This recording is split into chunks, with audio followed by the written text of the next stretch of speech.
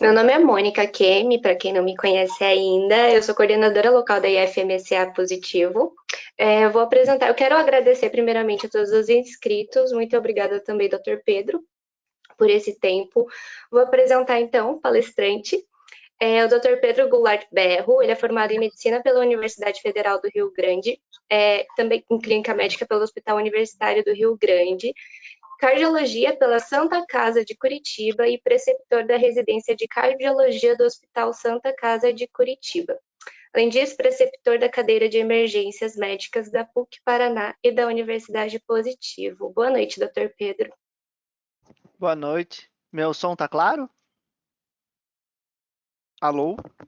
Tá sim. Assim, claro. Não sei se o professor está vendo a gente.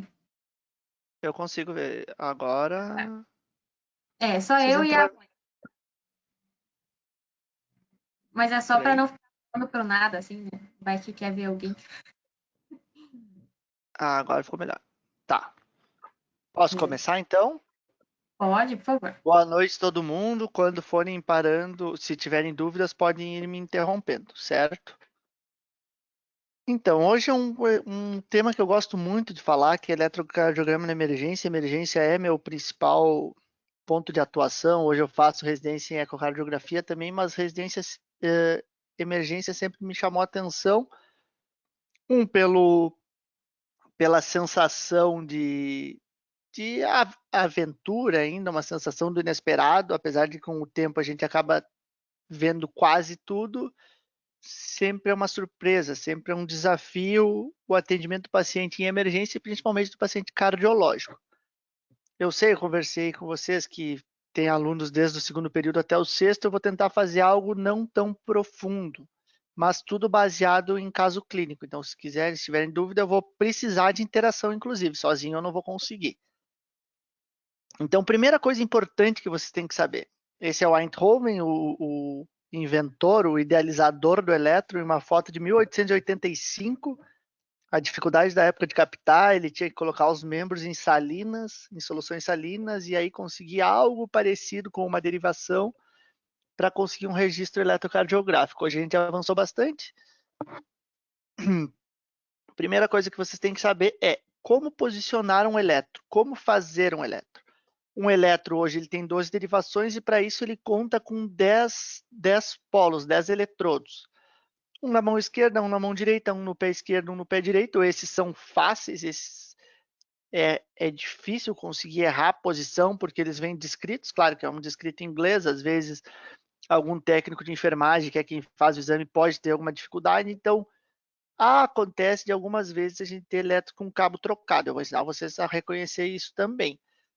Mas a maior dificuldade de todos é posicionar os eletrodos nesses pré-cordiais, nas derivações que ficam anteriores ao tórax. As derivações periféricas, que são D1, D2, depois eu vou mostrar o eixo para vocês, essas derivações são derivações que têm polos negativos e positivos. V1, V2, V3, V4, V5, V6, elas são unipolares. Elas simbolizam, elas fecham com um zero sendo o centro do coração e tudo que seja que ele registre vai ser positivo ou negativo vindo ou saindo em direção ao eletrodo, certo? Então, sempre no quarto, às vezes o terceiro, depende da minha ideia do que eu quero de eletro, mas entre quarto e quinto espaço intercostal, V1, V2, um em cada lado do externo, e o V3, V4, V5 e V6 seguem uma sequência, como se fosse um S, uma curva em direção à parede lateral do tórax, certo? Olha a presença ilustre da Bruna, que vai ser a apresentadora de amanhã. Então, assim, esse é o maior erro que vocês vão ver por exemplo, o V1 posicionado certo, o V2 posicionado certo, e às vezes vocês vão ver um V3 posicionado aqui, o que vai me atrapalhar a interpretação do eletro, porque eu preciso que de V1 V6 ocorra uma progressão das minhas ondas. Esse é um caminho que tem que ser seguido. E às vezes com esse V3 mal posicionado eu vou ver um V2 crescendo, um V2 se tornando positivo e um V3 recuando. O que não faz sentido se eu for pensar na dinâmica do eletro, na ciência por trás do eletro. Então, principalmente esse vai ser um cuidado que você tem que tomar. tem que ser bem posicionado a partir do V2, V2, V3, V4, V5, V6 na caixa torácica, para que eu tenha uma análise mais fidedigna do eletro. Algumas situações vão pedir que eu, por exemplo, faça um V1 e V2 mais alto. Se eu estiver desconfiando de alguma patologia específica, por exemplo, se eu quiser exacerbar um padrão de Brugada, aí eu vou acabar tendo que fazer um V1, V2 mais alto. Mas isso são situações especiais, não se aplica a todos os eletros. Passado isso, eu trago aqui o primeiro exemplo. Vocês sabem que o eletro, a gente precisa dominar, antes de tudo, um eletro normal. E um eletro normal, ele segue um eixo. Então, eu vou ensinar vocês, eu vi que vocês já tiveram uma aula ontem, eu acompanhei um pedaço da aula de eletro, que vocês definiram bem o que deve ser um ritmo sinusal, como eu reconheço um ritmo sinusal, ou seja, um ritmo normal do coração. Então, um ritmo sinusal, eu parto do pressuposto que eu tenho que ter uma onda P, ou seja, uma despolarização atrial, positiva em D1, T2 e AVF, negativa em AVR, e que toda P deve ser seguida de um QRS. Nesse caso aqui, o primeiro eletro que eu mostro para vocês tem algo de estranho, algo de diferente. Se vocês puderem acompanhar aqui, onda P, apesar de não estar tão claro esse meu eletro por interferência, onda P negativa em D1, positiva em AVR. São poucas as situações que isso vai acontecer, porque vocês se lembrarem de D1, é um eixo que parte do lado direito para o lado esquerdo. A VR é uma derivação que está no topo do lado direito. Então, o que faria meu átrio despolarizar nesse sentido? Lembrar que o nó sinusal, ele está aqui em cima do átrio direito. Se eu fosse desenhar a VR, ela estaria mais ou menos aqui. E D1 aqui. A gente sabe que a despolarização normal do átrio é para baixo em direção ao navê pelos fascículos internodais e para a esquerda pelo fascículo de Bachmann. Então, o vetor condução da onda P tem que ser para baixo e para a esquerda, ou seja, por isso que ele tem que ser positivo em D1, por isso que ele tem que ser positivo em D2 e por isso que ele tem que ser positivo em AVF, certo? Porque essas derivações vão ver a onda chegando. Não tem nada que faça meu átrio ser sinusal, meu ritmo ser sinusal e a onda P despolarizar no sentido contrário. Então, eu tenho duas opções. Quando eu pego um eletro, eu já vejo de cara uma onda P negativa em D1. A mais comum é que tenha ocorrido uma inversão de cabos direita e esquerda, braço direito com o braço esquerdo. Ou o paciente realmente pode ter um coração virado, mas não existe um desvio do eixo do QRS, não tem como eu desviar totalmente o eixo do meu átrio para ele ser sinusal e ainda assim ser tão invertido. O ventrículo, que a gente está falando de massa muscular mais forte, mais densa, com mais potencial energético, eu consigo fazer esses grandes desvios. O átrio não. Então, primeiro eu tenho que pensar numa inversão de cabos, ou o meu paciente pode ter realmente uma condição que deixe o coração virado, uma destrocardia, um situs inverso. Às vezes a gente vai pegar só o eletro, a gente não vai ver o paciente. Então, como que eu sei, olhando só esse eletro, que é uma inversão de cabos e não um situs inverso? Eu acompanho as outras derivações. Porque trocar braço esquerdo e direito é relativamente fácil, se for descuidado. Agora, trocar as pré-cordiais de V1 até V6 é praticamente impossível. É impossível colocar um V6 à direita e achar que está normal.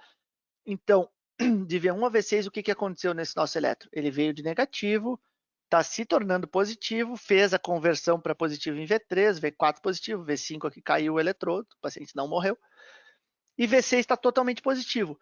Se esse paciente tivesse realmente uma destrocardia ou um situs inversos, eu esperaria que tudo diminuísse em direção a V6.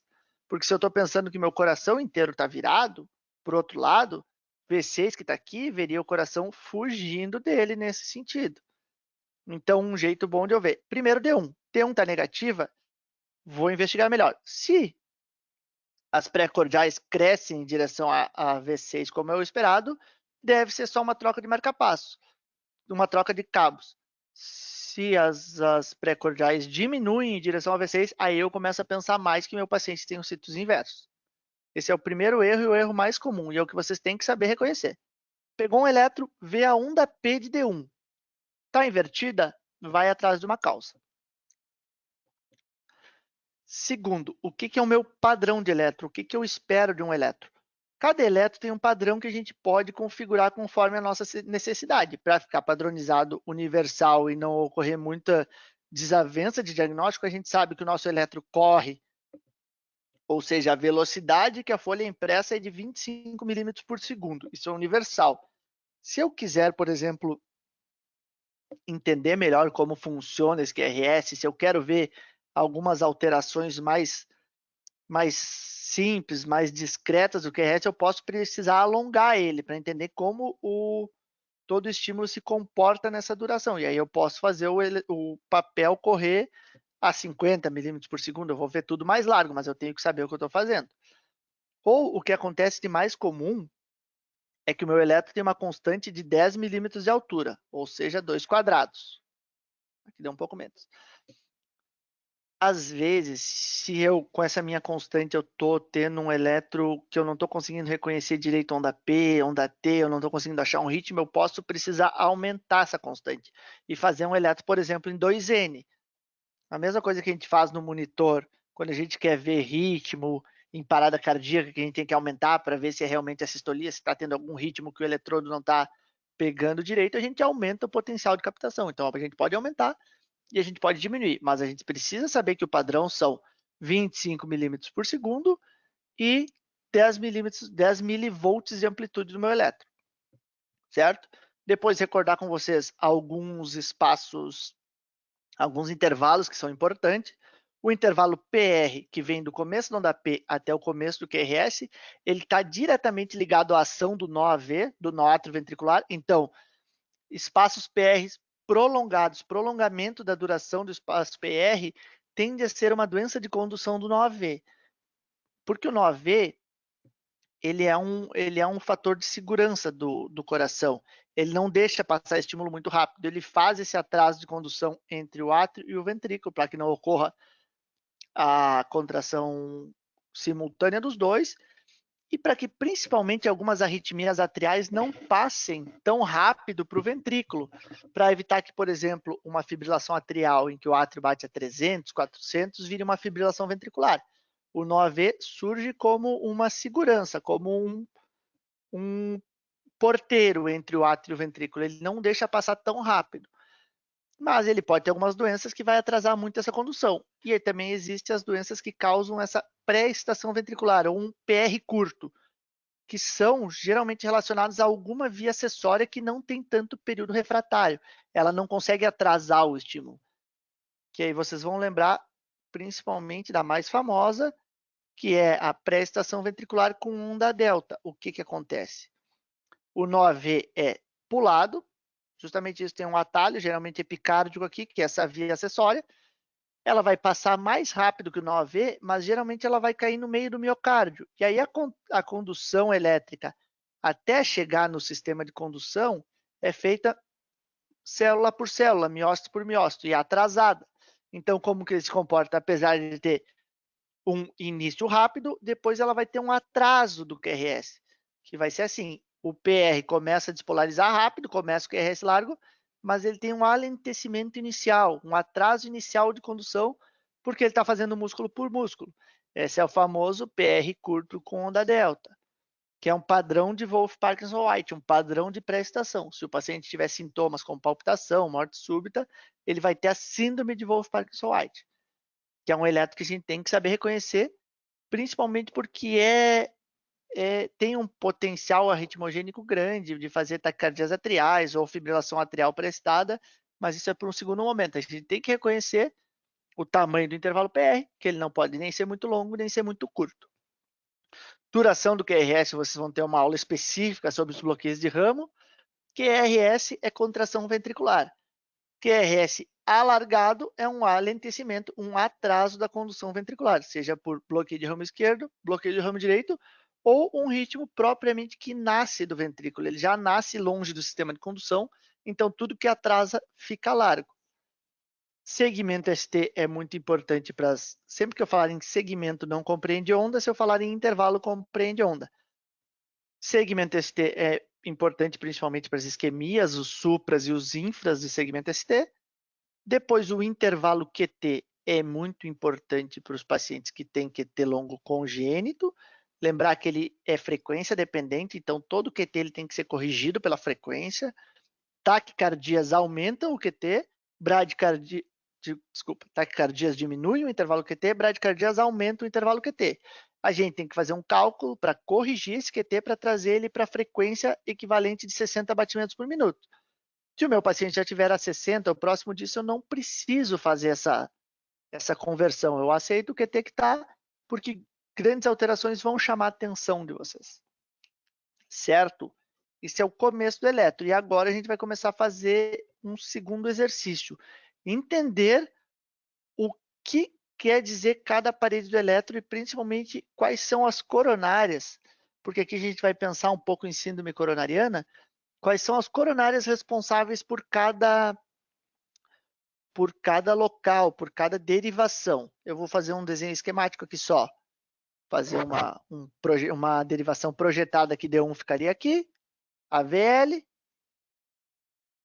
aqui D2, AVF,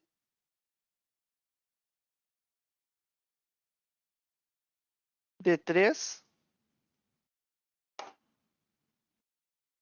AVR, certo? E aí V1, V2 é distribuído assim, V1, V2, até V6 aqui. Então, sempre que a gente for falar em parede anterior, V2, V3, V4 e V5, lembrar que esse é o território mais nobre do coração, é o território irrigado pela artéria descendente anterior. É a mais importante, ela é a artéria mais importante do ventrículo mais importante. Então, sempre que eu for pensar num infarto de parede anterior, ele tende a ser mais grave que os outros e, se não tratado, ele tende a trazer mais comorbidades pós-infarto, mais insuficiência cardíaca, mais arritmias ameaçadoras de vida. Então, sempre que eu tiver de frente de um infarto que compreenda V2 até V5, eu tenho que me preocupar mais. É um paciente de mais risco de evoluir para um desfecho desfavorável. AVL, D1 e V6, eu vou estar pensando mais em parede lateral, que é um território geralmente da artéria circunflexa. Ela desce lá por trás e faz irrigação da parede lateral. Se eu for pensar em parede inferior, D2, AVF, D3, 80% dos pacientes têm essa parede irrigada pela coronária direita, que vocês estão vendo descer aqui pelo sulco e fazer irrigação da parede inferior. 20% dos pacientes têm a irrigação da parede inferior por ramos da circunflexa. Então, sempre que a gente tiver infarto de parede inferior, eu tenho que pensar, muito mais provável é que seja coronária direita. E aí entra um dos primeiros problemas do infarto de parede inferior. Ele pode ter infarto de ventrículo direito, se ele pegar essa primeira porção da coronária direita. E infarto de ventrículo direito, vocês sabem que é um infarto um pouco mais complicado de tratar. Por quê? Porque eu fico limitado, principalmente no que diz respeito a remédios analgésicos, analgesia, controle de dor do meu paciente. O ventrículo direito, ele é um ventrículo diferente do esquerdo, porque ele precisa muito que chegue volume nele. Pela lei de Frank-Starling, ele precisa distender para ele contrair adequadamente. O ventrículo esquerdo, ele consegue se virar melhor em situações que ele não tem tanta distensão. O direito precisa de volume. E às vezes, quando ele já está com infarto, ele já está com um problema, ele já não está com uma função muito boa, e eu retiro esse volume dele, eu tendo a fazer um choque bem difícil de tratar com o paciente. Por isso que no paciente com infarto de ventrículo direito, eu não vou poder usar nitrato, sustrate, Zordil, nitroglicerina. Por quê? Porque eu tendo a fazer uma vasodilatação periférica, eu acomodo melhor esse sangue, eu diminuo o retorno venoso, que eu preciso do retorno venoso para o meu ventrículo funcionar bem, e eu acabo fazendo esse choque refratário, às vezes, a tratamento. Como que eu sei que o meu paciente infartou o ventrículo direito? Sempre que ele tiver infarto de parede inferior, eu vou ter que fazer outras derivações. Eu vou ter que traçar uma reta no coração e espelhar esse V3 e V4 para cá, pegando V3R e V4R. É exatamente um espelho, onde estaria V3 eu ponho V4R, só que do outro lado. Se tiver supra em uma dessas duas derivações, é um infarto de ventrículo direito e eu preciso tratar diferente. Certo? Até aqui tudo bem? Estou indo muito rápido? Acho que está tranquilo. Só eu perdi aqui, né? Só para relembrar, quando eu suspeito de infarto de parede inferior, eu peço D2 e D3 direito, né? Não, aqui, V3R e V4R aqui, ó. Sempre que Desculpa, tiver isso, sempre que tiver parede inferior envolvida, eu preciso ver. Porque se, deixa eu apagar que eu já poluí muito bem mais. Porque se eu pegar um infarto mais médio, uma obstrução mais média da coronária, eu vou acabar pegando parede inferior sem necessariamente pegar o ventrículo direito, que está aqui no começo. Mas se eu pegar uma obstrução mais proximal da artéria, aí eu tendo a pegar ventrículo direito e ter todas essas complicações. Então, nem todo infarto de parede inferior tem ventrículo direito, mas eu preciso descartar isso. Certo? Então, agora eu vou para o primeiro caso clínico. Esse é importante que vocês me ajudem e participem comigo. Então, nosso primeiro paciente é o paciente QRS, de 49 anos. Ele veio com uma dor torácica retroesternal em aperto, com irradiação para membro superior direito, iniciou às 6h30 da manhã em repouso. Ele deu entrada na unidade de saúde às 9 da manhã, mantendo dor e náusea intensa, certo? Com esse eletro. O que eu consigo ver aqui na sequência? Eu consigo ver primeiro um ritmo sinusal, todo mundo concorda? P positivo em D1, positivo em D2, positivo em EVF, negativo em EVR. Um ritmo sinusal, toda P seguida de um QRS. Aqui ele não dividiu bem os quadradinhos, mas parece estar no limite de um bloqueio atrioventricular de primeiro grau. Está aqui com 0,200 o meu intervalo PR. A princípio, nada a considerar. Continuando, vou ver o eixo. Eu sei que tem coisa saltando aos olhos nesse eletro, mas a gente precisa ter uma metodologia de estudo e uma metodologia de diagnóstico de eletro para evitar perder informação no caminho. Para evitar que eu pule direto para um supra e não veja, por exemplo, que está num ritmo de taquicardia atrial. Ou eu vejo que tem uma taquicardia sinusal, eu aceito que é isso e não vejo que o paciente está com desvio de eixo importante. Então, é preciso que se tenha sequência, até que a gente deixe isso praticamente cortical, subconsciente, para que não passe nada, não deixe passar nada. Certo? Depois que vocês laudarem 50, 100, 200 eletros, isso vai ficar natural, mas até que fique natural é preciso ter uma metodologia. Então, o ritmo sinusal, os intervalos estão normais, o QRS não está com duração longa, o eixo, se eu for ver, D1 está positivo, a VF está positivo, então o eixo está entre 0 e 90, tudo certo. E agora eu vou para o que realmente interessa. Esse paciente, se eu for traçar uma reta aqui, D2 tem um supra desnível do ST, D3 tem um supra maior ainda, certo? AVF, supra desnível do ST, faz sentido eu ter um supra em D2, D3 e AVF? Eles são derivações contíguas? São. Esse é um supra de parede inferior, então esse paciente está tendo um infarto com supra de parede inferior. Se eu for continuar a análise do meu eletro, AVL com infra, D1 com infra. O que é esse infra que eu estou enxergando? Essa é a famosa imagem espelho. Se eu for ver as derivações, está mais para frente. Se eu for ver as derivações, D1, D2, D3 e EVF são derivações de parede inferior. D1 e AVL são derivações de parede lateral. Então, elas são opostas em eixo. Elas são opostas em anatomia. Então, isso é o que a gente chama de imagem espelho. Esse infra que eu estou vendo, na verdade, é o supra da parede inferior que está aparecendo. Se eu continuar aqui, V2 tem também. Esse V2 infrado, às vezes, vai ser só o que vai aparecer no eletro. Um V2 com infradesnível de ST. E eu sempre tenho que desconfiar quando eu ver um V2 com infradesnível de ST de um infarto, que antigamente a gente chamava de um infarto posterior, um infarto dorsal, que é uma área que não é compreendida por muitas derivações, a parede posterior, né, a parede dorsal. Então, às vezes, eu não vou ver o supra nas 12 derivações tradicionais, mas eu vou ver esse infra que vai me sugerir um infarto posterior. E, às vezes, eu tenho que prolongar com V7, V8, mais lateral para posterior, para tentar enxergar isso. Certo? Mas o que esse paciente tem? Esse paciente tem um infarto inferior. Agora tem o primeiro Kahoot. Tu consegue abrir lá? Tá. Posso mandar o código para todo mundo aqui? Pode. Eu quero saber qual é o tratamento.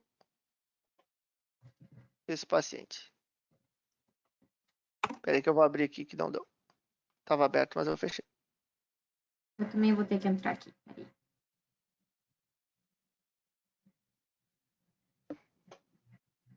Ah, não, tá aberto aqui. Já entrou uma pessoa.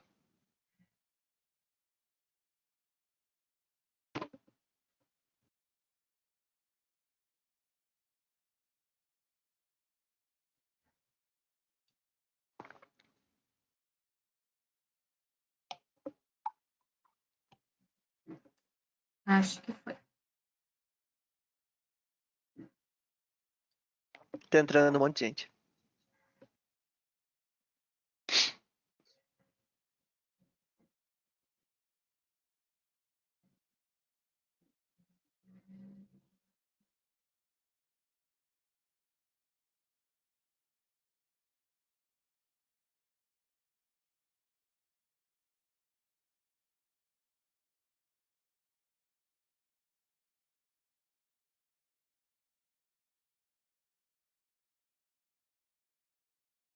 Sabe dizer quantas pessoas tem no Kahoot?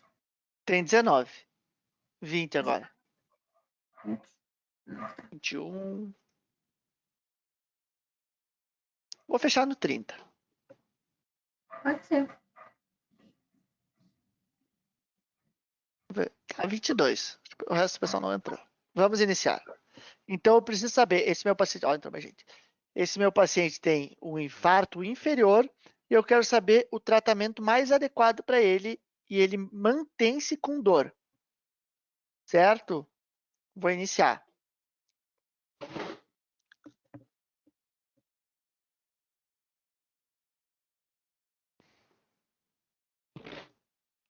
Qual que é o tratamento mais adequado? Você tem 20 segundos para me dizer.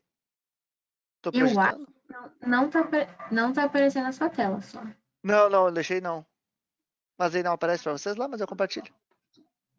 É, não aparece, só aparece assim, ó. Tá. Agora foi.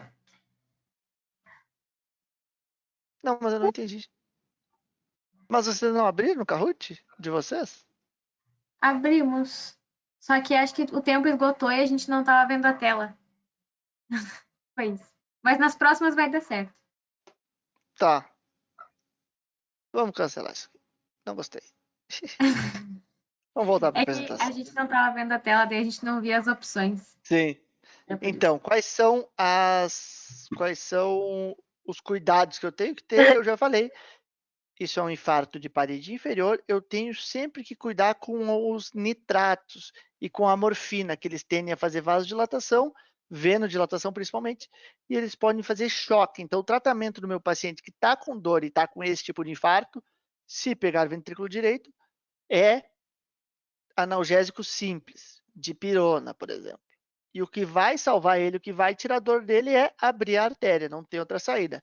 Tratamento desse meu paciente, então, é AS 300mg, clopidogrel 600mg, ou se eu tiver num ambiente um pouquinho mais rico, ticagrelor 180mg, eu vou fazer a heparina e eu vou levar esse paciente para hemodinâmica da porta de entrada do hospital até ele fazer. No caso aqui de Curitiba, eu tenho uma meta de porta-balão, que seria da entrada do paciente no hospital até ter essa artéria aberta de 90 minutos. A ideia é sempre que seja menos, certo?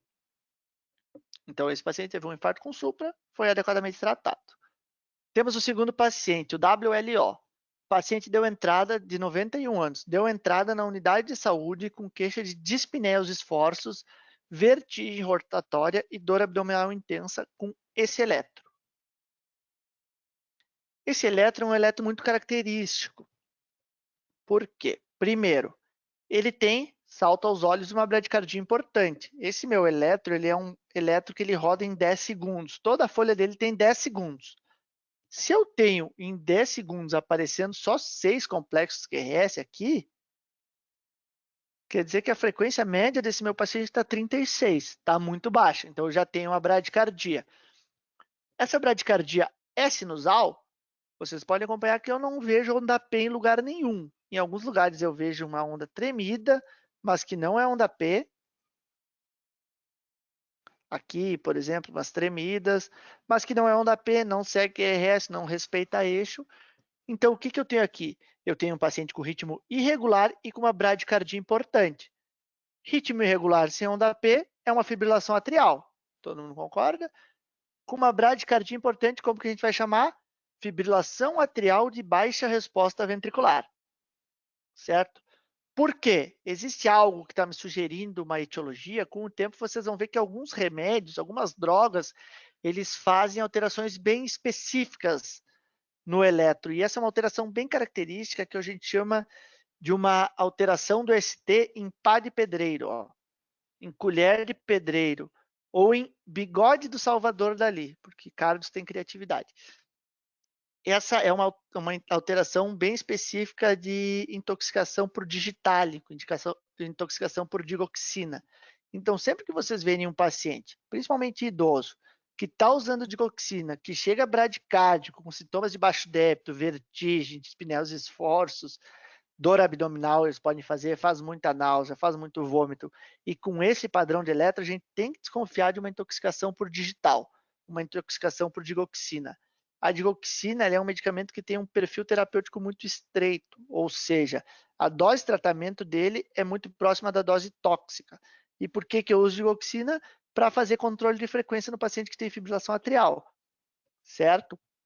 Então, esse é um eletro que você tem que lembrar, principalmente dessa alteraçãozinha do ST, que é a alteração conhecida como pá de pedreiro, ou bigode do Salvador Dalí, olhem só. Bem parecidinho ficou, né? Então, lembrem sempre dessa alteração, lembre do Salvador Dalí. Qual que é o tratamento? Retirar o remédio, avaliar. Se o paciente mantiver bradicárdico muito sintomático, pode ser preciso passar um marcapasso temporário para que ele não fique em baixo débito, para que ele melhore a frequência, para que ele melhore todas as condições dele, até que a digoxina seja lavada, até que saia a digoxina do corpo. Certo? Terceiro paciente. Oi. Esse tratamento só na emergência, assim, faria o quê? Só retirar o remédio e estabiliza ele? Move? Exatamente, exatamente. A intoxicação digitálica ela não responde bem a outros, porque ela é uma droga mais de impregnação, ela não responde tanto a dopamina como o BAVT, a dobutamina, se eu for pensar no paciente com insuficiência cardíaca, ele realmente ele é um remédio um pouquinho mais difícil. Então o ideal é monitoriza, passa o marca-passo se for necessário, se não deixa o paciente só monitorizado até que ele faça o washout dessa droga. Certo? Uhum. Hoje em dia é bem comum, a gente tem remédio melhor, os beta-bloqueadores estão mais difundidos do que antigamente, quando a gente praticamente só tinha digoxina. Então, hoje em dia é raro de ver. Geralmente, quando vê, é a adesão errada do paciente ao remédio, ou está tomando 2, 3 comprimidos por dia, faz alguma confusão, ou faz hipocalemia. A hipocalemia tende a piorar, a trazer mais risco de intoxicação digitálica. É raro, mas a gente ainda vê. Uma certo? curiosidade, eu descobri esse final de semana que talvez Van Gogh tenha morrido por intoxicação digitálica. Ele tinha alguns sintomas característicos. Inclusive, a intoxicação digitálica em alguns pacientes ela faz alterar a percepção de cores. Alguns pacientes relatam que tendem a ver tudo mais amarelado. E tem uma teoria de que, na verdade, os quadros do Van Gogh com aqueles tons seria porque ele acabava vendo o mundo um pouco mais amarelado. Tem uma teoria, não sei se é verdade, não cheguei a ir mais a fundo. Mas que a coloração, os tons dos quadros deles tem a ver com a intoxicação digitálica. Então, terceiro paciente, o GGA de 80 anos. Um paciente que eu recebi na sala de sutura por um corte de supercílio, certo? Parece um caso cardiológico? Não. Mas a gente vê esse eletro. O que salta de novo aos olhos nesse eletro? A gente tem que treinar para ver as coisas mais rápido. Eu não preciso ser apressado, mas eu tenho que desenvolver o meu raciocínio mais rápido. O que eu vejo direto nesse eletro de novo? Pouco QRS. Quando eu esperava em cada derivação aqui eu visse 3, 4 QRS, eu vejo só um, por exemplo, em AVL. D2 longo, que tem 10 segundos aqui, de novo, eu estou vendo só 6. Então, isso é uma bradicardia. Tem onda P? Tem. positivo em D1, positivo em D2, positivo em AVF, negativo em AVR. Então, é um ritmo sinusal, só que é um ritmo sinusal muito bradicárdico. Como que eu calculo a frequência? Eu pego um intervalo RR e faço 1.500 dividido pelo número de quadradinhos, número de milímetros. Para eu faço já, se eu já tiver mais prática, eu consigo fazer isso só mais rápido, fazendo só pelo número de quadradões e decorando aquela sequência numérica de 300, que nada mais é que 1.500 dividido por 5, 150, 100, 75, 60, 50, 40, 30. Esse paciente está com uns 28, 30 de frequência cardíaca, ou seja, muito baixo, mas é sinusal. O que é isso? É uma bradicardia sinusal. É normal um paciente estar com uma bradicardia tão importante? Não. Sempre que um paciente chegar assim para mim, eu tenho que pensar o que está causando essa bradicardia. Bradicardias geralmente são relacionadas a uso de remédio, principalmente beta-bloqueador. Amiodarona, que é um antiarrítmico, faz, sotalol, que é um antiarrítmico, faz, propafenona pode fazer, mas o mais comum é ser uma intoxicação por beta-bloqueador. Então, meu paciente chegou com um corte no supercílio e com esse eletro. Eu penso que esse eletro é uma alteração benigna, é, por exemplo, uma bradicardia sintomática de um paciente que não tem doença, de um paciente de coração normal, não. Isso aqui, eu tenho algum sinal de gravidade, porque o meu paciente, esse corte no supercílio provavelmente foi por uma queda, e eu tenho uma bradicardia, então eu tenho uma doença importante, certo? Aí eu tenho que lembrar quais são os fatores que deixam uma síncope mais grave. Quais são os fatores que me denotam maior gravidade de uma síncope, certo? E lembrar que se uma síncope for traumática, se o meu paciente tiver trauma, principalmente de face pós-síncope, é um sinal de síncope mais grave. É um sinal de síncope que a gente chama de desliga-liga, ou síncope seca, que o paciente está muito bem e desmaia, sem aviso, sem pródromos, sem capacidade de defesa. Então, sempre que o meu paciente tiver uma história de síncope traumática, ela é mais grave, ela tem que ser investigada internado. Outra coisa, se meu paciente tiver uma síncope, ele já tiver história de insuficiência cardíaca, se ele tiver uma síncope, ele já tiver alteração de eletro, se ele tiver uma síncope supina, ou seja, ele estava sentado ou deitado e sincopou. Tudo isso são sinais de maior gravidade. Síncope precedida de dor torácica. Então, isso a gente tem que se adaptar. Aquela síncope, principalmente da mulher que ficou muito tempo parada, de pé, em algum lugar quente, sentiu que ia desmaiar, avisou que ia desmaiar, chamou ajuda, sentou, tende a ser uma síncope mais benigna. Então, síncopes com pródromo tendem a ser mais benigna, a não ser que esse pródromo seja dor torácica. Aí ela volta a ser uma síncope de maior risco. Então, esse meu paciente tem uma bradicardia sinusal importante com uma provável síncope traumática. Esse é o paciente de maior risco. Esse é um paciente que provavelmente, se ele não tiver nenhuma causa reversível, como o uso de remédio, ele deve evoluir para um marca-passo, porque ele está me dando sinais que o sistema de condução dele, principalmente o sistema de automático, né, o sistema sinusal, tá tendo falha. Isso é muito comum, isso é uma doença do nosso sinusal, certo? Tudo certo? Com síncope? Prof, Sim. essas síncopes benignas associadas às mulheres pode ser a síndrome do vaso vagal ou não tem nada a ver? Geralmente é isso. O que acontece? Ela fica muito tempo, acaba fazendo um tipo de vasodilatação, acaba roubando esse retorno venoso e toda síncope é uma perda de consciência transitória, secundária a uma hipoperfusão cerebral e com recuperação espontânea. O que acontece com esses pacientes? Eles vasodilatam e fazem isso, fazem um pouquinho de taquicardia, mas não o suficiente para recuperar o débito e acabam fazendo um desmaio temporário. Exatamente, pode ser um estímulo vasovagal. Como que eu trato esse meu paciente? Primeiro, com hidratação, porque ele precisa de volemia. Eu trato com melhorar o retorno venoso, se é um paciente muito sintomático, com meio de compressão elástica. Eu posso estimular meu paciente a fazer mais exercício físico, principalmente de membros inferiores, porque o tônus muscular ele tende a melhorar esse retorno venoso, principalmente de membros inferiores. Eu posso educar ele a sentiu, teve sensação, sentiu que ia acontecer a síncope, contrair os membros inferiores, fazer exercício de flexão da panturrilha para melhorar tudo isso. Alguns pacientes, mesmo com todas essas medidas educativas, permanecem sintomáticos. Algumas vezes a gente pode fazer uso até de fludrocortisona, que aí ele pode fazer... Ó, alguém falou bem na hora ali. Caroline Simank. A gente pode usar a fludrocortisona porque ela tende a fazer uma retenção líquida, uma retenção de sódio e acaba melhorando esses sintomas. Certo? Essas Certo, síncopes prof. mais benignas, elas não precisam ser tão investigadas a fundo, assim, a não ser que a gente desconfie de algum componente de desautonomia, por exemplo, nos idosos. Sempre saber diferenciar de uma hipotensão ortostática que eu posso estar causando, principalmente por remédio, que aí, hipotensão ortostática, aquele paciente que estava sentado, levantou rápido e desmaiou. Bem comum do idoso que usa beta-bloqueador, usa inibidor de ECA, usa às vezes um alfa-bloqueador para a próstata e levanta de madrugada para fazer xixi e cai. Esse é o mais comum. Geralmente relacionado à hipotensão ortostática, geralmente é causada pela gente mesmo. Mais um para CHT, paciente de 50 anos com palpitações e dor torácica que iniciaram às 72 horas, certo? Com esse eletro.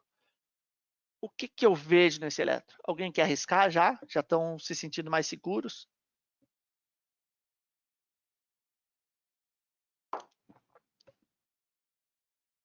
Vou eu arriscar então. Tem uma taquicardia, concordo com a Fernanda. Uma fibrilação Tem uma atrial. taquicardia.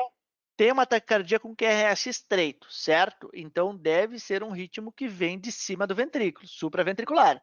Vem de algum lugar do átrio e é estreito porque passa pelo sistema de condução. Sempre que um estímulo passar pelo sistema de condução, ele desce estreito, certo? Um sistema de condução não doente. Muito bem, então é uma taquicardia de QRS estreito. Por que não é uma fibrilação atrial? Porque ele está regular. Às vezes no eletro, no computador, não dá para ver muito bem, mas ele está realmente, ele está bem regular, certo? Taquicardia de QRS estreito regular, começo a restringir mais minhas opções. Pode ser uma taquicardia atrial, pode ser um flutter atrial, pode ser uma taquicardia por reentrada nodal, a famosa taquissupra. É uma opção. Meu paciente está tendo 72 horas, taquicardia por reentrada nodal tende a não ficar tão longo. Outra coisa desse paciente, a frequência cardíaca chama atenção. Ela está cravada, se você acompanhar, em 150. Se eu pegar aqui, ó, exatamente 2 quadradinhos, 10. Então, 1.500 dividido por 10, 150. Se eu pegar aqui, 150, 150. Sempre que tiver uma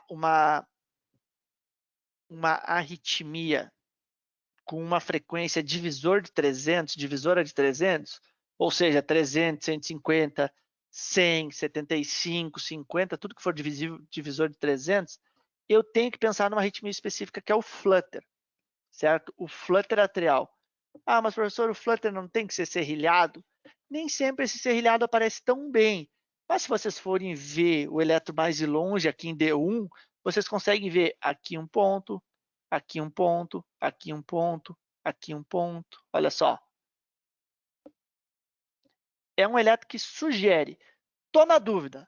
Ainda não bati o martelo. Ainda pode ser uma taquicardia supraventricular, uma taquicardia por reentrada nodal. O que eu posso fazer? Qual que é o tratamento da taquicardia por reentrada nodal? É a adenosina. Como que eu faço a adenosina no meu paciente? A adenosina é um bloqueador temporário do átrio ventricular. Ele vai parar o estímulo. Se eu tenho uma taquicardia por reentrada nodal, ela passa necessariamente por uma via que está dentro do nó AV.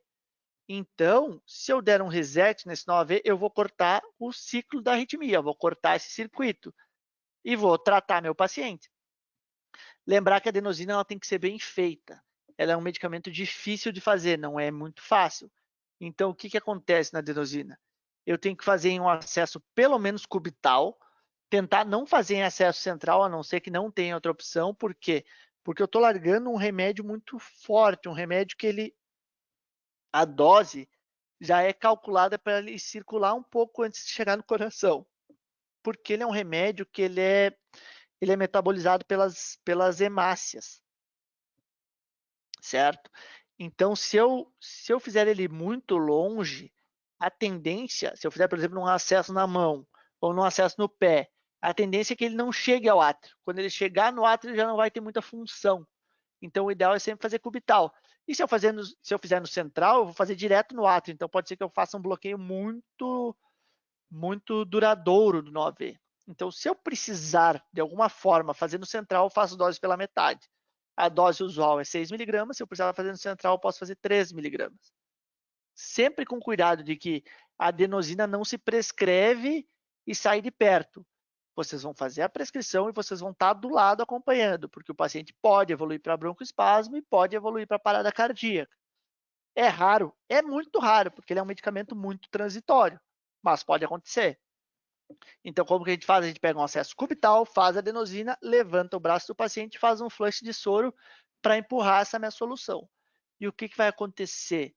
Por exemplo, nesse eletro. Se for uma taquicardia supraventricular por reentrada nodal, ela vai tratar, ele vai sair desse ritmo e vai voltar para o ritmo sinusal. Eu cortei o circuito. Se for um flutter, vai acontecer o que a gente chama de abrir o flutter. Como eu vou fazer um bloqueio temporário no AV, não vai conduzir QRS por um tempo. Por exemplo, aqui, ó, não vai conduzir esses QRS e eu vou acabar vendo só essa linha de base. Passou o tempo da adenosina, voltou tudo ao normal. Então, não faz mal eu errar esse diagnóstico, achar que é uma taquicardia por reentrada nodal e fazer adenosina. O máximo que eu vou fazer é evidenciar que realmente é um flutter. Não vai ter problema para o paciente, certo? Nesse caso, era um flutter. Em sendo um flutter, eu tenho sempre que pensar exatamente igual a uma fibrilação atrial. Qual que é o problema do flutter? Ele pode fazer trombo. Ele faz menos que a fibrilação atrial, mas ele faz. Sempre que uma fibrilação atrial ou flutter passar de 48 horas, eu tenho o risco de ter formado um trombo dentro do átrio. E esse trombo se soltar e fazer um evento isquêmico embólico no meu paciente. Então, o meu paciente, vocês lembram, tinha início de sintomas a 72 horas. Eu não tenho segurança que ele tenha ou não um trombo. O que eu vou fazer? Eu tenho duas opções. Ou eu interno ele, faço um ecocardiograma transesofágico, que vai lá e vai ver exatamente o apêndice, a aurícula esquerda, né, o apêndice atrial esquerdo, que é onde geralmente se formam os trombos. Se esse apêndice estiver limpo, eu sei que não tem trombo, eu posso cardioverter meu paciente. Se eu não tenho acesso ao transesofágico, eu tenho outra opção. Eu posso anticoagular esse paciente, manter ele 21 dias com um anticoagulante, com anticoagulantes diretos, né? Rivaroxabana, Pixabana, Dabigatrana, Edoxabana. Depois de 21 dias eu posso cardioverter ele com segurança, certo? O flutter, ele é assim, ele é uma arritmia de macro-reentrada, que ele chama. Geralmente os flutters típicos, na verdade não geralmente, os flutters típicos, eles giram em torno do anel da válvula tricúspide. Eles têm um sistema que a gente chama de dependente do istmo cavo tricuspídeo. Aqui, deixa eu pegar uma... Aqui, eles ficam girando geralmente nesse sentido. Anti-horário flutter típico ou horário flutter típico reverso. Ou flutter típico horário e anti-horário, a gente chama pelos dois. Esse é o flutter típico, esse é o flutter que faz onda F bonita, esse é o flutter que gira a 300, a 150, não muda disso. O paciente pode ter alguns flutters atípicos também. Por exemplo, ele pode ter um flutter esquerdo, ele pode ter um flutter girando em volta de uma comunicação interatrial, ele pode ter um flutter girando em volta de uma cicatriz. Os pacientes, quando a gente faz cirurgia cardíaca e coloca eles em circulação extracorpórea, a gente canula átrio, e esse átrio canulado, depois que a gente fecha, ele faz uma fibrose. E essa fibrose pode ser um circuito para o flutter, de pegar e girar em volta dessa fibrose. Aí não vão ser aqueles flutters tão bonitos, tão evidentes. E aí podem causar mais confusão, certo? Mas sempre que for pensar em flutter, pensa em fibrilação atrial e não muda não muda a conduta. É sempre parecido das duas. Apesar do mecanismo ser diferente, os efeitos tromboembólicos são muito parecidos. Alguma dúvida de flutter?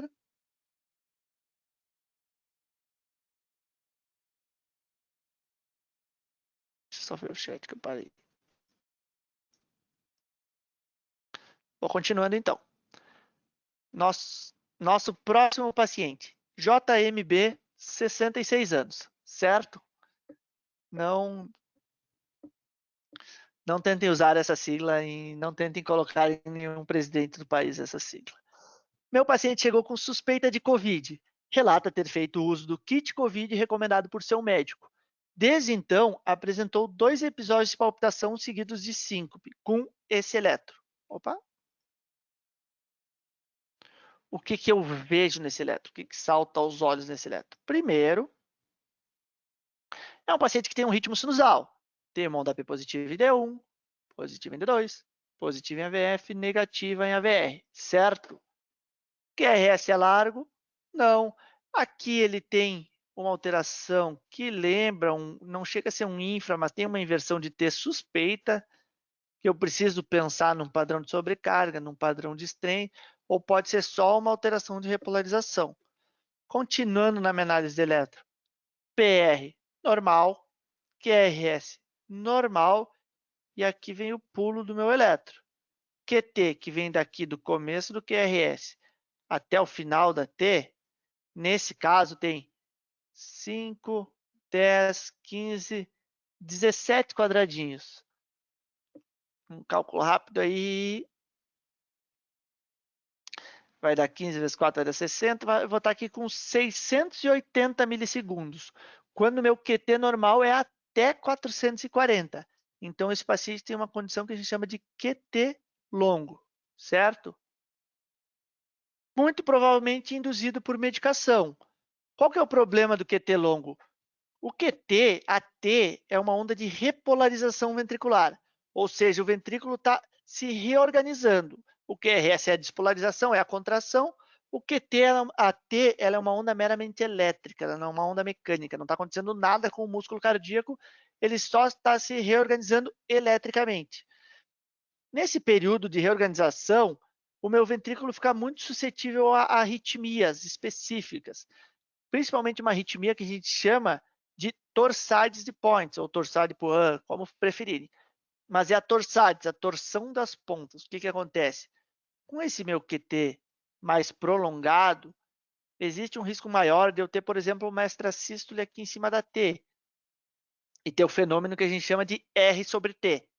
E esse fenômeno desencadeia essa taquicardia ventricular polimórfica. E muito provavelmente por isso que meu paciente sentiu palpitação e sincopou. Ele fez taquicardia, mas ele reverteu espontaneamente. Sempre cuidar medicamentos que prolongam o QT. QT longo pode ser uma síndrome congênita, por alteração dos canais, principalmente de sódio, mas também tem de potássio. Mas ela pode ser induzida, a maior parte dela é induzida. Lembrar dos medicamentos que aumentam o QT. Antidepressivos tricíclicos aumentam o QT, fazem QT longo, quinolonas fazem QT longo, macrolídeos fazem QT longo, todos os antiarrítmicos fazem QT longo, seja propafenona, mildarona, sotalol, hidroxicloroquina e cloroquina fazem QT longo. Então, em alguns momentos, esse kit COVID que se difundiu assim, para vocês entenderem também, para a gente não julgar tudo um lado só. A gente usou cloroquina no começo da pandemia, a gente testou, a Santa Casa, inclusive, triou paciente para os grandes estudos da cloroquina, mas quando se viu que não tinha efeito, inclusive era deletério, o paciente a gente parou de usar. E o que era esse deletério? Era principalmente eles morriam de taquicardia, não morriam porque era um ambiente controlado, mas eles faziam mais taquicardia ventricular polimórfica por esse prolongamento do QT. Em algum momento no Brasil, em algumas cidades se distribuiu um famoso kit COVID que tinha cloroquina, que prolonga QT, tinha macrolídeo, azitromicina, que prolonga QT, e alguns ainda se arriscavam e colocavam junto levofloxacina, que prolonga QT. Então, esse kit COVID era um kit muito prolongador de QT. Se pegasse um paciente com coração normal, que usava isso 5, 7 dias, dificilmente tinha alguma alteração maior. Tratamentos curtos tendem a não trazer tanto risco. O problema é se o meu paciente já usava medicamento que prolongava QT. Se o meu paciente já usasse amitriptilina, gabapentina, nortriptilina, ele teria um risco muito maior, certo? Então, sempre cuide do intervalo QT. Mais um. TS, paciente de 39 anos, com uma dor torácica, é uma mulher, com uma dor torácica enfincada e uma dispneia súbita, e um eletro bem característico. O que tem nesse eletro? O ritmo sinusal, de novo, sempre na ordem, para não ficar muito repetitivo. o AVR negativo, é um ritmo taquicárdico, certo? Olha só. É um paciente que está com uma frequência cardíaca aqui próxima dos 160. E se eu for ver o eixo desse paciente, ele me chama atenção por algumas coisas. Eu vou ver que um D1 é positivo, então ele está para a esquerda. O AVF é mais negativo, então ele está desviado um pouquinho para cima. E se eu for ver, ele tem um padrão bem característico aqui, com uma onda S em D1, uma onda Q em D3 e uma inversão de T em D3.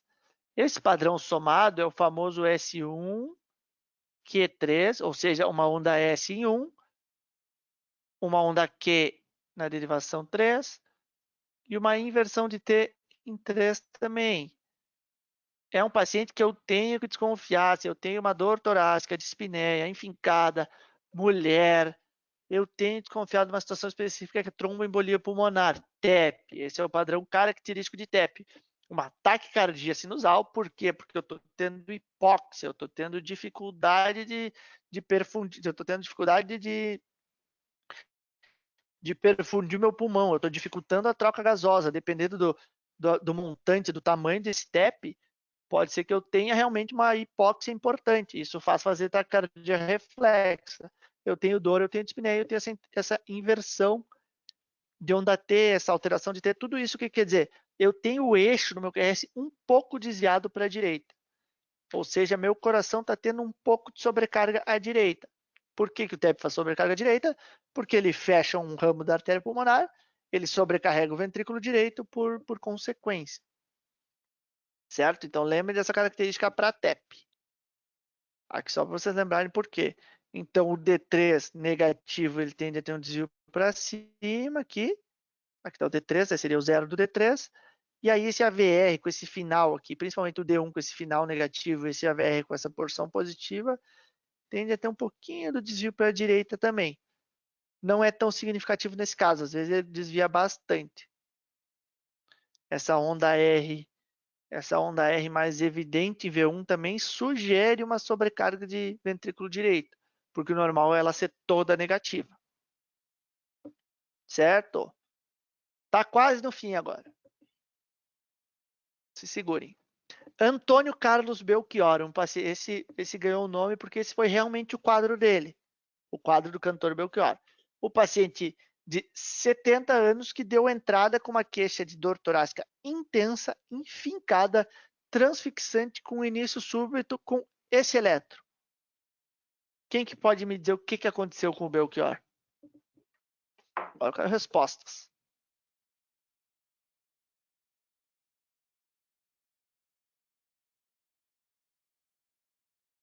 Prof, é o QRS que tá tendo essa alteração que ele tá elevado? Ou é ST? O que é o ST. O QRS sumiu meu mouse. O QRS ele termina aqui mais ou menos, ó. Então ele tem um ST elevado, certo? Todo mundo concorda? Que eu olhando assim e parede inferior, tem imagem espelho em V2, V3, tem uma imagem espelho lateral. Então, esse eletro é, sem dúvida, de uma oclusão coronariana, certo? Respeita a parede, faz inversão em espelho. Então, esse eletro ocluiu uma artéria coronariana. Aí a gente volta para a história do nosso paciente e parece ser uma dor torácica típica de infarto. Como que é uma dor torácica típica de infarto? Reto external ou pré-cordial, em aperto ou ardência com irradiação para membros superiores, para a mandíbula. Esse meu paciente me fala de uma dor um pouco diferente. Uma dor muito intensa, enfincada, transfixante, que quer dizer transfixante que ele atravessa o tórax, tem uma irradiação para a região interescapular. Nesse paciente, eu preciso pensar, no paciente com essa clínica, eu preciso pensar em dissecção aórtica, certo? E pode uma dissecção aórtica fazer uma doença coronariana? Pode, porque se a aorta dissecar desde sua raiz, desde a válvula, subir, ela pode pegar um ósseo de uma coronária e realmente dissecar e fechar. E ter um eletro assim, só que com uma clínica diferente, uma clínica não só de isquemia, uma clínica não de dor em aperto, em ardência, uma clínica mais séria, o paciente fica mais angustiado, é uma dor muito mais intensa. O coração, ele não tem uma inervação tão específica, tão desenvolvida, são fibras mais simples, são fibras que se doerem, vão doer com uma dor mais surda, com um desconforto. Às vezes o paciente nem diz que é uma dor, diz que é um desconforto, isso é muito comum. Boa pergunta do Fábio. Tem diferença de PA em membros superiores? Primeira coisa que eu tenho que desconfiar. Se eu tenho que desconfiar de uma dissecção aórtica, eu tenho que procurar sinais. Pode ser, por exemplo, se eu tiver numa UPA, um raio-x com mediastino alargado. Por quê? Porque na hora de dissecar, ela vai acabar aumentando a área responsável pela aorta. Ou pressão diferencial entre membros, porque algumas vezes essa dissecção ela é rotatória, que a gente chama, ela vai dissecando a aorta em um movimento espiral. E algumas vezes ele pode pegar a margem, a origem de uma subclave, por exemplo, fechar uma subclave só de um lado. E aí eu vou ter uma pressão altíssima de um lado, pela dor, pelo reflexo, e uma pressão muito baixa do outro, porque está fechada a artéria. Então é muito importante eu prestar atenção para pulsos, para diferencial de pulsos, tanto de membros superiores bilateralmente, quanto membro superior para membro inferior. É um paciente que eu tenho que examinar por completo. Eu já peguei pacientes assim que dissecaram da raiz da aorta até a ilíaca. Então, minha paciente, todo o lado esquerdo dela estava completamente frio, gelado, sem pulso, sem nada. Por quê? Porque tinha fechado subclávia, tinha fechado ilíaca, tinha fechado tudo. E nesse meio do caminho, o que eles fecham? Fecha a mesentérica, fecha a renal. Então, essas dissecções aórticas que vão da raiz da aorta e descem até para baixo da aorta abdominal, elas têm uma letalidade de quase 100%. Esse paciente, a letalidade dela é em horas.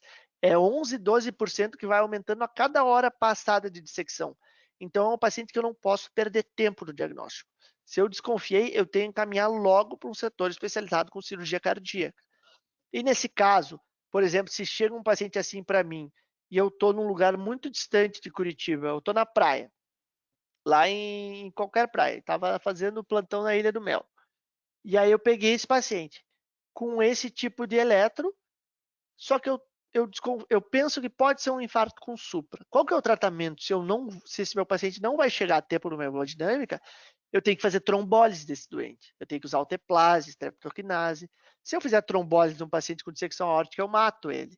Por isso que dissecção aórtica sempre tem que estar na nossa tabelinha de diagnóstico diferencial, certo? Como que eu vou conhecer?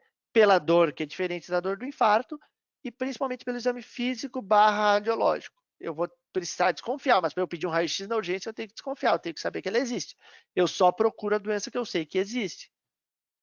Então, sempre lembrem que uma dissecção aórtica pode vir disfarçada de infarto para vocês. Certo? Não esqueça, porque eu já peguei paciente com eletro assim, com clínica de dissecção aórtica, que foi encaminhado para a gente para Santa Casa, chegou lá, já tinha feito AS e clopidogrel. AS e clopidogrel são dois antiagregantes poderosos. Então, eu levei paciente para uma cirurgia que já é de risco, para uma situação que sangra muito, com antiagregação.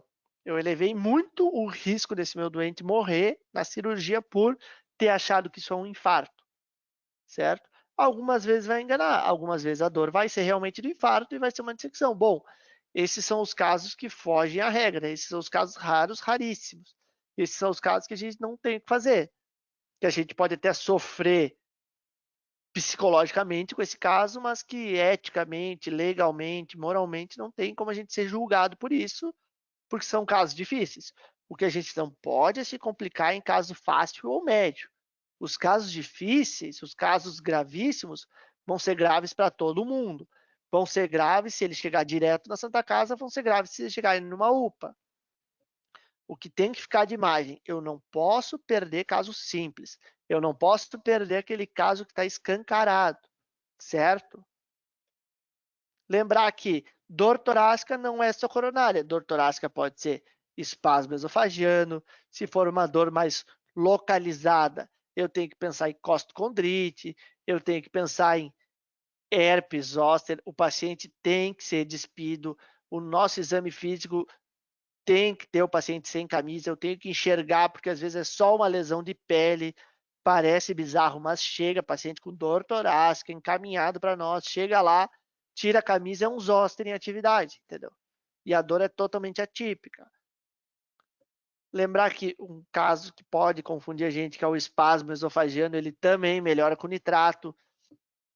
Então pode confundir, mas tudo bem. Se vai confundir, a gente peca pelo excesso. A gente não vai pensar que um infarto é espasmo esofagiano. Isso vai trazer mais risco para o meu paciente. Agora, se eu tratar como infarto e for um espasmo, paciência, eu não trouxe maior risco para o doente, entendeu? O que eu não posso é fazer o inverso. Eu pensar que são coisas mais simples. Eu sempre tenho que pensar que é o mais grave. Descartado mais grave, eu aceito as outras queixas. A mulher, eu sempre canso para os meus alunos falar, a mulher, apesar de infartar menos que o homem, ela morre mais. Por muitos motivos. Por quê? Primeiro, ela é uma paciente que tem tendência a ser mais tolerante à dor. Então, mulheres geralmente não, mas elas chegam mais que os homens com infartos evoluídos, infartos de 12, 24 horas, que eu já não tenho mais o que fazer pela coronária. Por quê? Porque acho que vai passar, porque tomam um remédio em casa. As mulheres que são o nosso grupo de risco, 40, 50, 60 anos, são mulheres de outra geração, que ainda são muito submissas ao ambiente doméstico da casa. Então, tem mulher que foge do hospital infartada. Por quê? Porque não acha que o marido não vai saber se cuidar, acha que tem um filho que depende dela, um neto que depende dela. Então é importante que isso parta, esse discurso parta do médico para deixar bem claro: a senhora é a doente aqui. Se a senhora não se cuidar, não vai adiantar. Se a senhora fugir do hospital, vai dar problema. E isso, sendo um discurso médico, é muito melhor para assimilar, porque ao mesmo tempo que essas pacientes são mais submissas ao ambiente da casa, elas também ouvem a voz do médico e da médica, né, como uma voz de autoridade. Então é importante a gente ter esse discurso, é importante a gente passar ativamente para o doente a importância dele se tratar e a gravidade dele não se tratar, certo? Cuidem das mulheres. Passado toda essa barreira, a mulher procurou, a mulher chegou no pronto-socorro, a mulher quis ficar no pronto-socorro, ainda tem alguns médicos que vão lá e tratam como piti, como ansiedade, como tá fazendo escândalo.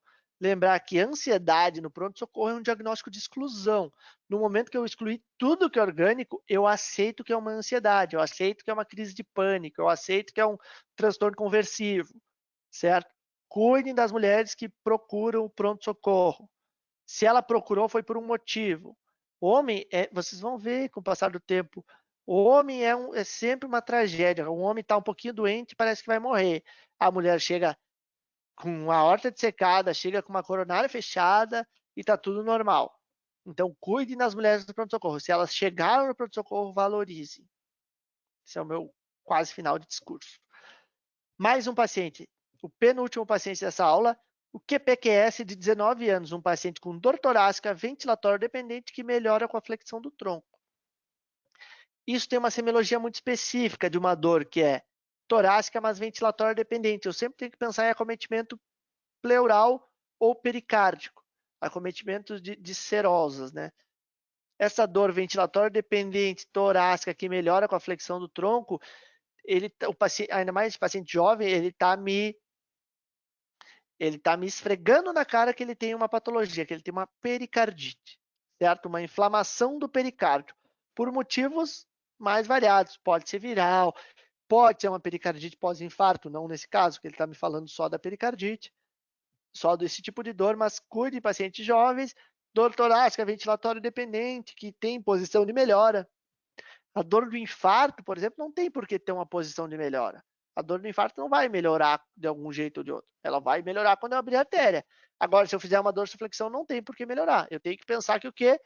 Que com essa minha posição, o pericárdio está se afastando do meu ventrículo, né? Ou está se afastando da pleura e está diminuindo a dor.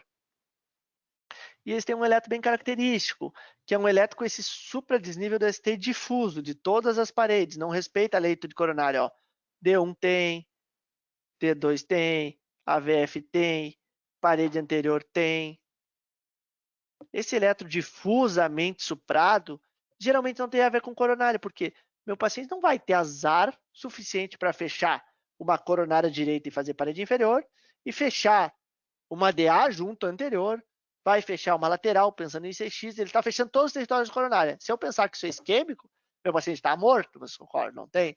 Ele não tem perfusão nenhuma se ele está suprando tudo. Então, lembrar que esse supradifuso e com esse famoso infra do segmento PR, ó, se eu desenhar um traço do PR, ele passa um pouquinho para baixo. Vou pegar um PR mais perto. Aqui, ó, se eu desenhar um tracinho onde passa P, tem um infra desse segmento.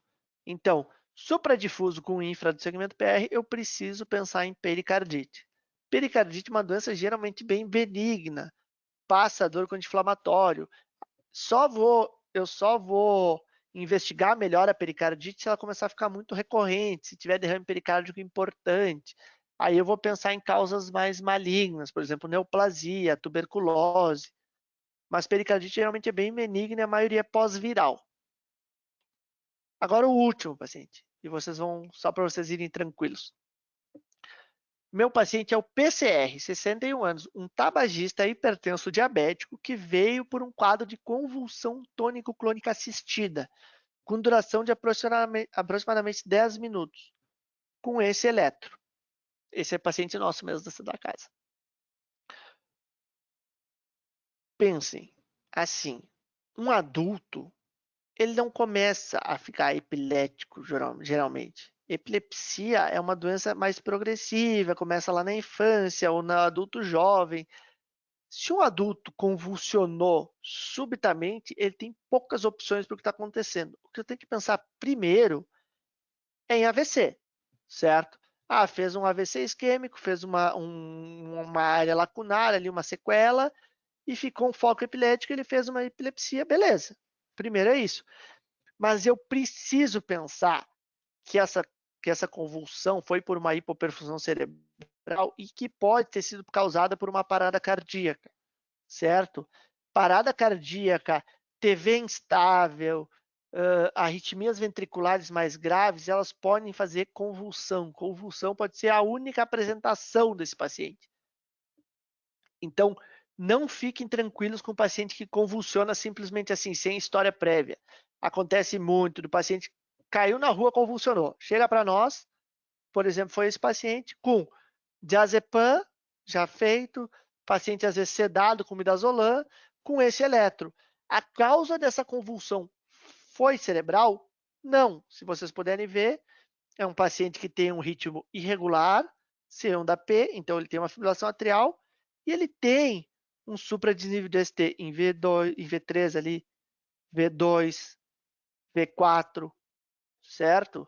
Tem uma imagem espelho em D2, tem uma imagem espelho em AVL. AVL. Então, lembrem que o paciente que convulsiona, essa convulsão pode ser secundária a uma parada cardíaca. Hoje a gente teve um paciente, não é desse caso, um paciente da Santa Casa que chegou assim, teve uma convulsão tônico-clônica assistida exatamente igual, estava em casa e teve essa síncope seguida de convulsão, e foi levado para a UPA. Primeiro foi feito diazepam, foi controlado, foi investigado parte neurológica e ele tinha um eletro claramente com supradesnível de ST anterior. Certo? Então, cuide, parou e voltou espontâneo nesse caso. Deu muita sorte. Ou seja, ele fez uma taquicardia ventricular, fez uma parada cardíaca e recuperou espontâneo. Chegou para nós suprado. Então, cuidem do paciente que convulsiona. Às vezes, o paciente faz um BAVT e convulsiona. Um idoso que tenha mais bradicardia, que faz uso de beta-bloqueador, às vezes essa convulsão que chega para nós é uma convulsão que é por hipoperfusão cerebral, mas tem uma causa cardíaca. Não sei se vocês chegaram a ver, acho que antes de ontem, circulou no Instagram, aqui perto da Praça da Ucrânia, num açougue moderno que tem ali no Boienbier, um paciente foi retirar uma encomenda e simplesmente caiu. Caiu desacordado. Pela sorte dele, tinha um cardiologista, tinha um casal de médicos, ele era cardiologista e acho que ela era anestesista, se não me engano, que prontamente reconheceram a parada cardíaca e começaram a massagem cardíaca, certo? O paciente caiu no chão, fez uma convulsão de alguns segundinhos e parou sem resposta. Prontamente começaram a massagem, chamaram o SAMU como manda o BLS, o paciente recuperou, chegou o SAMU, reconheceu uma TV, fez a cardioversão elétrica, né? O paciente chegou falando na Santa Casa. Chegou falando e se deixasse, chegava caminhando. Por quê? Porque ele teve uma taquicardia ventricular, foi prontamente socorrido, foi feito tudo correto e ele sobreviveu praticamente sem sequelas. Então, a parada cardíaca, ela sempre tem que ser investigada e ela tem que ser manejada rapidamente. Eu não sei, depois, se vocês quiserem fazer aí pela IFMSA um treinamento de BLS, de um ACLS mais básico, assim, pode ser por vídeo. A UP tem centro de simulação, se quiserem, fiquem à vontade, podem me convidar aí que eu faço com vocês. Porque é importante reconhecer, é importante tratar esses doentes. E salva muita vida. Eu atendi, agora só é o último slide. Eu, antes do corona, pré-corona aí, em janeiro de 2020, quando a gente ainda falava, a gente já sabia que existia o coronavírus, a gente sabia que estava tendo alguma doença viral na China, que estava tendo alguns casos, apareceu até umas coisas sensacionalistas, gente caindo na rua, beleza. Aí eu estava no México, caminhando numa praia turística, lá bem tranquilo, de férias, e cai um homem desacordado. Primeiro eu vi uma correria, tinha polícia. Na verdade, uma mulher correu para chamar a polícia. Eu cheguei junto lá, achei até que ela estava sendo assaltada. Fui ver, tinha um homem desacordado. Liberação de esfíncter, engasping, claramente numa parada cardíaca. Aí eu comecei a reanimar, eu no meio das minhas férias, né? Comecei a reanimar o doente. E aí chegaram os policiais. Eu pensei, os policiais no Brasil, eu já fui do exército também, todo policial é treinado com pelo menos o básico da ressuscitação, eles sabem fazer, eles sabem trocar, eles sabem chamar ajuda. Cheguei lá, quando chegaram os policiais, fiquei mais aliviado, que ia ter com quem trocar, eles só me filmaram, não me ajudaram, não sabiam fazer nada. Aí chegou uma enfermeira americana e uma brasileira e a gente começou a revezar tudo, sequência, pedimos uma ambulância, pedimos um DEA, porque era claramente assim, ele chegou a voltar em algum momento da massagem num ritmo taquicárdico com pulso, que me parecia ser uma TV com pulso. Chegou a ambulância, não tinha desfibrilador, os paramédicos não sabiam o que fazer, não tinha material para intubação, foi um desastre. Então, assim, é um paciente que teria um potencial de sobrevivência que provavelmente morreu. Eu não acompanhei depois que ele foi para a ambulância, não fiquei sabendo mais. Mas, assim, o treinamento, ele não é um treinamento para o médico, ele é um treinamento que tem que ser para uma pessoa normal, para qualquer pessoa, todo mundo. Tem treinamento na Europa de crianças sabendo fazer BLS. Criança, dependendo do tamanho, já consegue fazer uma massagem efetiva. Então é uma coisa que tem que ser mais difundida. Agora a gente está num mundo só de corona, né? Mas passando isso, a gente vai ter que voltar a fazer educação da população para esse tipo de atendimento. E fico à disposição aí se vocês quiserem. Alguma dúvida sobre os temas? Eu procurei não aprofundar muito. Vocês já tiveram aula de eletro propriamente dito ontem, vocês vão ter arritmias propriamente amanhã, vocês vão ter bloqueios de ramo. Então eu procurei fazer um geral de alguns eletros específicos que vocês não podem deixar passar. Alguém tem alguma dúvida? Tudo muito definido, muito bem explicado. Vou falar de prática do centro de simulação fica para o futuro aí, já pode, até a Mavi já pode pensar nisso, se ela quiser. Lá por agosto, setembro, provavelmente a gente já possa usar o centro de simulação para esse tipo de coisa. Esperamos que sim. Mas será posto em prática, sim. Já era uma ideia antiga, inclusive, que bom que o senhor se disponibilizou. Eu já me propus, nem precisaram pedir. Viu? Certo. Bom, gente, agora, muito obrigada, professor. Só para encerrar, qualquer dúvida, pode entrar em contato comigo, as meninas têm meu número. Estou em dúvida, pode perguntar, não tem problema. Às vezes eu demoro para responder, mas eu respondo. Perfeito. Certo? Deixa vocês falarem. Agora a gente manda o Forbes. Mavi, você pode mandar no chat ali, por favor? Já foi mandado. Vocês respondem, tá bom? E pode sair quem quiser já também, tá? Todos os dias vai ser feito dessa mesma forma. De novo. Beleza? E no último dia tem sorteio. Pode falar, doutor. Até mais. Tchau, tchau. Boa noite para vocês. Tchau, tchau. Tchau, tchau. Boa noite.